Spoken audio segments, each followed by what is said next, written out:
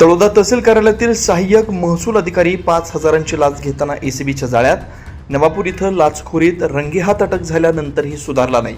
तळोद्यात पुन्हा लाच स्वीकारताना कारवाई. महसूल विभागात खळबळ. तळोदा तहसील कार्यालयातील सहाय्यक महसूल अधिकारी रवींद्र निंबा कानडे व 51 याला जमिनीचा नमुना एम दाखला देण्यासाठी 5,000 रुपयांची लाच स्वीकारताना नंदुरबार लाचलुचपत प्रतिबंधक विभागानं मंगळवारी 4 ऑगस्ट रोजी रंगेहात पकडलं. या कारवाईमुळे महसूल विभागात मोठी खळबळ उडाली. भ्रष्टाचाराविरोधातील एसीबीच्या कारवाईची जिल्हाभरात जोरदार चर्चा सुरू आहे. मिळालेल्या माहितीनुसार तक्रारदारानं गेल्या वर्षी 1 एकर जमीन खरेदी करून ती पत्नीच्या नावे नोटरीद्वारे हस्तांतरित केली होती.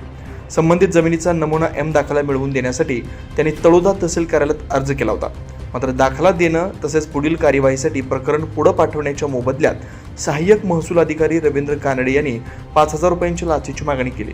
लाच देण्याची इच्छा नसल्यानं तक्रारदारानं 3 ऑगस्ट 2026 रोजी नंदुरबार येथील लाचलुचपत प्रतिबंधक विभागाकडे तक्रार दाखल केली.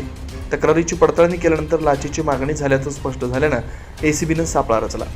4 ऑगस्ट रोजी सकाळी सुमारे 11:30 वाजता तळोदा तहसील कार्यालयाबाहेरील चहाच्या दुकानाजवळ एसीबीच्या पथकानं कारवाई करत तक्रारदाराकडून 5,000 रुपयांची लाच स्वीकारताना रवींद्र कानडे याला रंगेहात पकडलं. त्यानंतर त्याला ताब्यात घेऊन पुढील कायदेशीर प्रक्रिया सुरू करण्यात आली. विशेष म्हणजे रवींद्र कानडे याला यापूर्वी नवापूर इथं पुरवठा शाखेत कार्यरत असताना रेशन कार्ड धारकांकडून लाच स्वीकारताना एसीबीनं रंगेहात अटक केली होती. त्यानंतरही त्याच्यावर पुन्हा लाचखोरीचे आरोप सिद्ध होऊन कारवाई झाल्यानं महसूल विभागातील भ्रष्टाचाराबाबत गंभीर प्रश्न उपस्थित होत आहेत. जिल्ह्यातील सुज्ञ नागरिकांनी या प्रकरणात आरोपीची पूर्वीची पार्श्वभूमी, पूर्वीच्या गुन्ह्यांची माहिती आणि उपलब्ध पुरावे यांचा सखोल तपास करून न्यायालयात भक्कम दोषारोपपत्र दाखल करून दोषसिद्धी सुनिश्चित करावी अशी मागणी केली. ही कारवाई नाशिक परिक्षेत्राचे पोलीस अधीक्षक भारत तांगडे, अप्पर पोलीस अधीक्षक प्रदीप मेराळे, कविता फडतरे यांच्या मार्गदर्शनाखाली पार पडली. कारवाईत नंदुरबार एसीबीचे अधिकारी संदीप पाटील, पोलीस उपअधीक्षक प्रशांत भरत, सहाय्यक पोलीस निरीक्षक विलास पाटील, पथकातील इतर अधिकारी व कर्मचाऱ्यांनी सहभाग घेतला. दरम्यान संशयित रवींद्र कानडे याच्या विरुद्ध भ्रष्टाचार प्रतिबंधक कायदा 1988च्या कलम 7 अन्वये तळोदा पोलीस ठाण्यात गुन्हा दाखल करण्याची प्रक्रिया सुरू आहे.